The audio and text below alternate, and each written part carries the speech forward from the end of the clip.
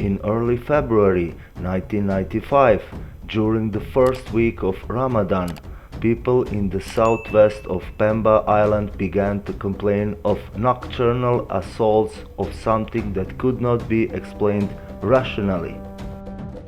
Mass hysteria took hold in Zanzibar, throughout the island of Pemba, and in the north and west of Unguja Island, including Zanzibar city. Episodes have also been reported in Dar es Salaam and other towns on the mainland coast of Tanzania. What caused the mass hysteria?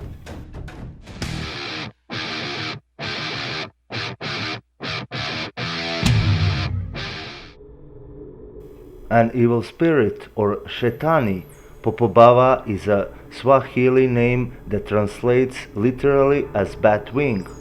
Popobawa is a shapeshifter and can change its appearance so easily. It can take either human or animal form. During the day, it masquerades as a regular person, but under the cover of darkness, it shifts into a predatory shape. This evil spirit is a hunched figure shaped roughly like a human. It has gray skin, a small head with long pointed ears, a wide mouth crowded with fangs, and a large single eye blazing in the center of its forehead. As its name suggests, this being has a pair of huge bat wings, which it can wrap around itself like a cape. Some witnesses have described other variations on the Popobawa's appearance. For example, it might have a long tail or a bird-like feet and have the possibility to turn into an animal or even a puff of smoke when it needs to make a quick getaway. It is sometimes associated with the presence of a sulfurous odor, but this is not always the case.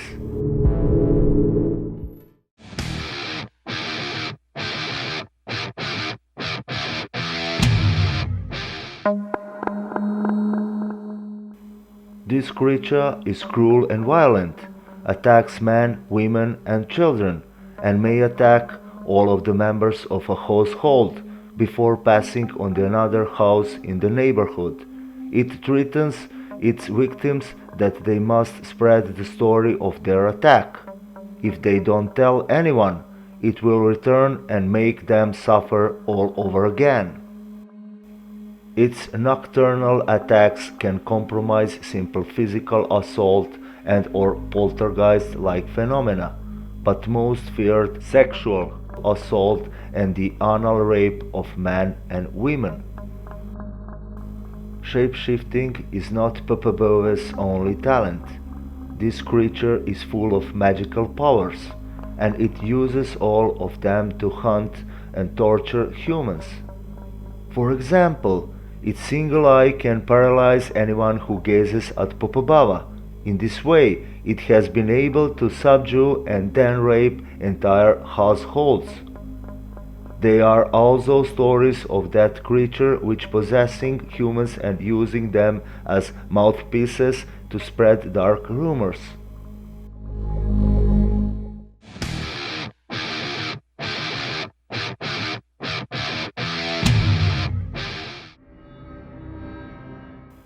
Sightings of Popobawa only go back about 50 years.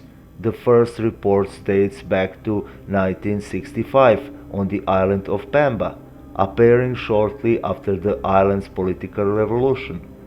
Better known sightings followed in 1970, and the creature resurfaced periodically in the 1980s, reaching a peak in 1995. 5 years passed without a sighting, but Popobawa appeared briefly in 2000 and again in 2007. A popular origin story of Popobawa proposes that in the 1970s, when an angry sheikh released a jinn to take vengeance on his neighbors, the sheikh lost control of the jinn, who took to demonic ways. Reports of Popobawa's attacks rise and fall with the election cycle in Zanzibar, although victims argue Popobawa is apolitical.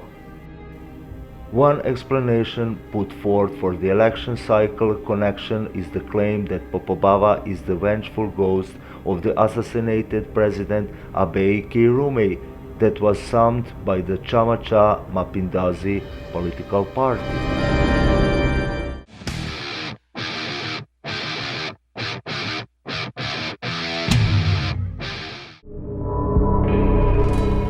An American skeptic and investigator of the paranormal, Joe Nickell, compared the experiences described of a visit from Popobawa with symptoms of waking dream, also known as sleep paralysis or a hippopampic or hypnagogic hallucination.